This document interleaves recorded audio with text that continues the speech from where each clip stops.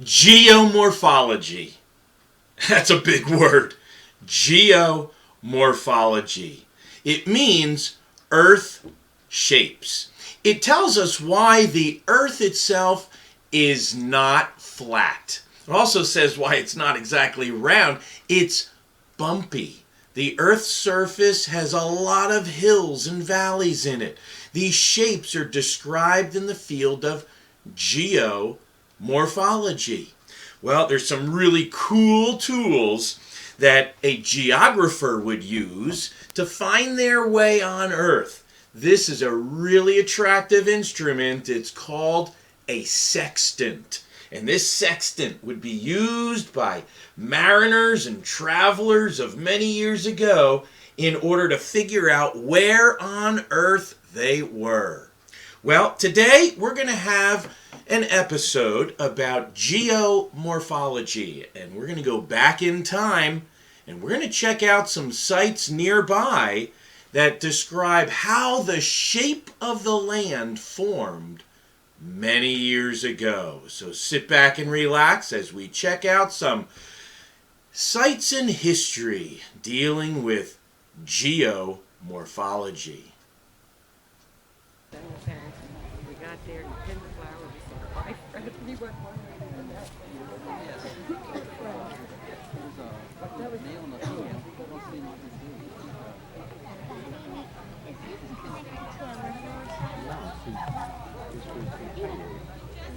North, big chunks would fall off and be covered by the outwash with sand and gravel. In this very spot, one big chunk of ice fell off from the main ice sheet, and over centuries, the ice chunk melt and resulted in this depression. It was deep enough in this area to fall below the water table.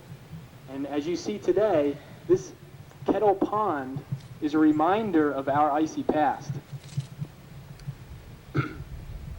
Around that time, the landscape in this area was very Arctic-like. It was much cooler than it is today. And large prehistoric Pleistocene mammals roamed the land.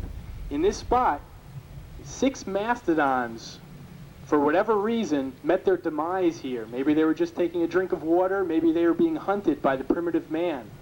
But in this very spot, in 1844, in the very month of October, as we are here, 6 mastodons were uncovered by a gentleman named Abram Ayers, who uncovered, while he was digging around looking for fertilizer, the rich organic material he was going to use on his farm.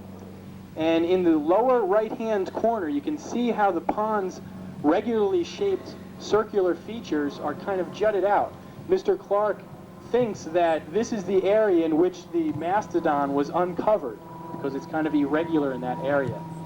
The remains were found between 4 and 6 feet deep in the muck, and in 1846, Harvard Museum acquired the remains, and the best preserved mastodon now exists on display. It's called the Cambridge Mastodon, and it's on display in the Harvard Museum of Comparative Anatomy and Physiology.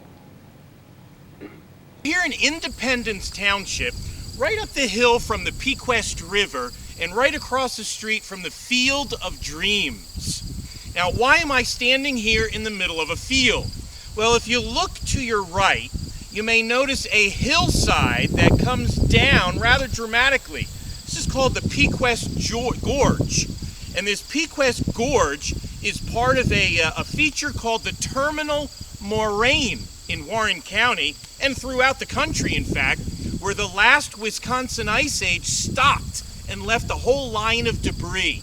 Well, at this point, the Pequest River actually cut through the terminal moraine, which acted like a dam, creating a giant glacial lake called the Pequest Lake to the north or upstream of where we are right now. Well, this Pequest Gorge is one of the many features that we can see along the landscape today that is a remnant of the last ice age. So looking at landforms like this, we can learn a lot about what happened many, many years ago. This is the Arrow Island Overlook. While here, you can't help but notice the red shale you are either sitting or standing on. The red rocks are rich in iron and were created by the very slow-moving water, depositing very small particles. They are also very brittle, so don't get too close to the edge. It's a long way down to the river. As you look out over the Delaware River, you have now climbed almost half the vertical elevation of the mountain. You are about 740 feet above sea level. Across the river is Mount Minsi in Pennsylvania, Mount Tammany's sister mountain on the other side of the gap. At their peaks, they are about a mile apart from one another. Looking down on Arrow Island, use your imagination to make out the shape of the island. It has the rough appearance of an arrowhead, the same shape as the symbol of the National Park Service. This island marks the southern terminus of the Delaware Water Gap National Recreation Area. But it does more than that. It tells a story. Just like the other islands in the Delaware River, Arrow Island is a dynamic place. Its shape and size are always changing. The constant flow of water down the Delaware causes erosion and deposition to take place on a daily basis. These processes are magnified each time there is high water resulting from stormy weather within the river's watershed. There are many islands in the Delaware River. The smaller ones may come and go, but Arrow Island is here to stay for a long time to come.